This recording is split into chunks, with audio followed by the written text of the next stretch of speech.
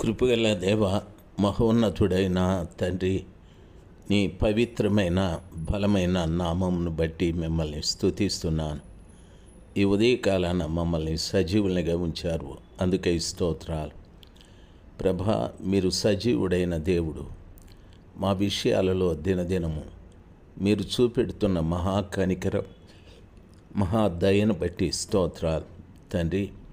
వాక్యం వింటున్న ప్రతి బిడ్డ కూడా వాక్యముగా మారనే స్వామి. తండ్రి, నీ వాక్యము సెలవిచ్చిన రీతిగా మీరు లోకంలో జీవము గల పత్రికలై ఉన్నారు అన్నట్టుగా మమ్మల్ని అనేకులు చదువుకోవాలి ప్రభా. మాలో ప్రజలు యేసయ్యని చదవాలి, చూడాలి. యేసయ్య గుణగణములు ప్రతి వారిలో కనిపించాలి స్వామి. మాలో పరిశుద్ధత కనిపించాలి. మాలో మీ అందరి భయభక్తులు కనిపించాలి. ఆ రీతిగా మమ్మల్ని ఒక్కొక్కరిని కూడా సిద్ధపరచండి. మీ శ్రేష్టమైనటువంటి నామము మా ద్వారా లోకమునకు ప్రచురితం అవునట్లుగా మమ్మల్ని స్థిరపరిచి బలపరచండి. యేసు ప్రభుల వారి ప్రశస్త నామంలో ప్రార్థన చేసి వేడుకుంటున్నాను పరలోకపు తండ్రి. Amen, amen. జనవరి మాసం 14వ తారీఖు 2026 సంవత్సరం బుధవారం. నెహెమ్యా గ్రంథం మొదటి అధ్యాయం 6వ వచనాన్ని మాట్లాడుతూ ఉన్నాను. నీవు చెవియొగ్గి నీ నేత్రములు తెరచి నీ సన్నిధిని దివారాత్రము నీ దాసులైన ఇశ్రాయేలీల పక్షముగా నేను చేయు ప్రార్థన అంగీకరించుము. ప్రియులారా, చెరపట్టబడిన ఇజ్రాయేలీయులు, శ్రమ పొందుతున్న ఇజ్రాయేలీయులు, అవమానం పొందుతున్న ఇజ్రాయేలీయుల పక్షముగా వారి దేశం, వారి పట్టణాలు పాడైపోయాయి. వారు ఆరాధించు దేవుని మందిరము నేలమట్టమైపోయాది. అసలు వారు ఎన్ని నిందల పాలవుతున్నారో లెక్కలేదు. అటువంటి వారి కొరకు నెహెమ్యా చెప్తున్న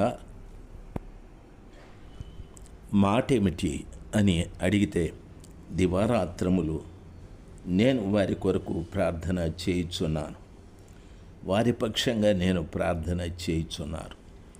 వారు చేస్తున్నారో లేదో ప్రభా, వారి పక్షంగా నేను ప్రార్థన చేస్తున్నానని దయచేసి అంగీకరించండి.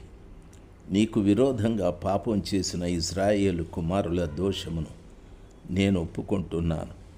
ఎందుకంటే నా తండ్రి ఇంటి వారును పాపము చేసి ఉన్నారని భక్తుడు నెహెమ్యా చెప్తూ ఉన్నాడు.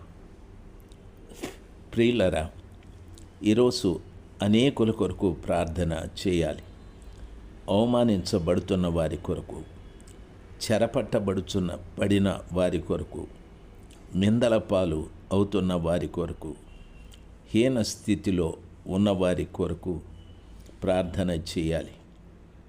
నెహెమ్యా ఆ రీతిగా ప్రార్థన చేశాడు. దేవుని వాక్యము సెలవిస్తుంది. పట్టణములో అనేక మంది ఈ జాబితాకు సంబంధించిన వారే. ఎందరో త్రాగి మత్తులైపోయారు. ఎందరో చెడు స్నేహాలు చేసి చెడిపోయారు. ఎందరో అక్రమ సంబంధాలు కలిగి అక్రమస్తులైపోయారు. ఎందరో అన్యాయాలు చేసి ఇంకొకరిని పాడు చేశారు. ఎందరో మోసాలు చేస్తూ అనేక మందిని మోసగించారు. ఈ రీతిగా పట్టణపు జనాభాలో ఇటువంటి వారి లెక్కలే ఎక్కువ ఉన్నాయి. వారిని చూసి వారు చేస్తున్నటువంటి నేరాలను బట్టి కాక, వారిని చూసి ప్రభా, వారి పక్షంగా నేను ప్రార్థన చేయుచున్నాను. నా తండ్రులు, నా తల్లులు కూడా పాపం చేసిన వారే. దయచేసి ప్రభా, మమ్ములను మీరు క్షమించిన రీతిగా వారిని కూడా క్షమించండి. మా పట్ల మీరు కృప చూపెట్టుమని ఆ భక్తుడు ప్రార్థన చేయుచు, నా ప్రార్థన అంగీకరించండి. నీకు విరోధంగా పాపం చేసిన ఈ ప్రజలందరితో పాటు నా తల్లిదండ్రులు కూడా పాపం చేశారని, నా ఇంటి వారు కూడా పాపం చేశారని మొరపెడుతూ ఉన్నారు. ప్రియులారా, ఎప్పుడు నేను పాపం చేశానని కానీ, నా తండ్రి ఇంటి వారు పాపం చేశారని కానీ మనం ప్రార్థనలు చేయము కదా. పొద్దస్తమానం మీరు పాపులు, వారు పాపులు అని మాట్లాడుతూ ఉంటాం. వీరు వారు పాపులే. అదే సమయంలో నేను, నా ఇంటివారు కూడా పాపము చేసిన వారే. ఆ విషయంలో సందేహం లేదు. ఈ సత్యాన్ని నెహమ్యా గారు నాకు నేర్పించారు. నేను కూడా ప్రభు దగ్గర మొరపెడుతున్నా. ఏమనో తెలుసా? నా ఇంటి వారు కూడా పాపం చేశారు, నా తల్లిదండ్రులు కూడా పాపం చేశారు అని. అందుకని బహు అసహ్యంగా వాళ్ళు ప్రవర్తించారు. వారు చేసిన పాపములను బట్టి ప్రభువా, మీరు చాలా అసహించుకున్నారు. నా ప్రజలేంది, వీరు చేసే తప్పితాలేమిటి, వీరిలో ఉన్న పనికిరాని కార్యాలేమిటని మీరు అసహించుకుంటూ ఉన్నారు. దయచేసి క్షమించండి. నీ బాహువులోకి మమ్మల్ని చేర్చుకోనండి. మీ ప్రేమని రుచి చూచుటకు తండ్రి, మీ ప్రేమ ద్వారా మా కొరకు సిల్వలో కార్చిన ప్రశస్తమైన రక్తంతో కడగబడటానికి మరలా ఒక్కసారి నా పట్టణ ప్రజలకు మీరు సహాయం చేయండి ప్రభువా. నీ స్వప్రజలని చెప్పుకుంటున్న నీ బిడ్డల విషయంలో విడుదల కలుగజేయండి స్వామి. నీ పాదాల చెంత మా ప్రభ నా కొరకు కాక చెరపట్టబడిన నీ ప్రజల కొరకు కన్నీరు కార్చటానికి, నిందించబడుతున్న, అవమానించబడుతున్న, హీనముగా అనేక మంది ప్రజల ఎదుట జీవిస్తున్నటువంటి ఆ ప్రజల కొరకు ఈ ఉదయకాలమందు వాక్యం వింటున్న ప్రతి తల్లి, ప్రతి తండ్రి మొరపెట్టు వారినిగా చేయండి. నా కొరకు, నా కుటుంబం కొరకు నేను ప్రార్థిస్తే స్వార్థపరుడైతాను. ఇతరుల కొరకు ప్రార్థన చేస్తే నిజంగా నీ వంటి వాడని అవుతాను. పరిశుద్ధ గ్రంథమైన బైబిలు క్రీస్తును పోలి మీరు నడుచుకొనుడి అని చెప్పారు. నిన్ను పోలి నడవాలి. రెండవది, యేసు ప్రభుల వారికి కలిగిన ఆ మనస్సు మీరును కలిగి ఉండుడేనని.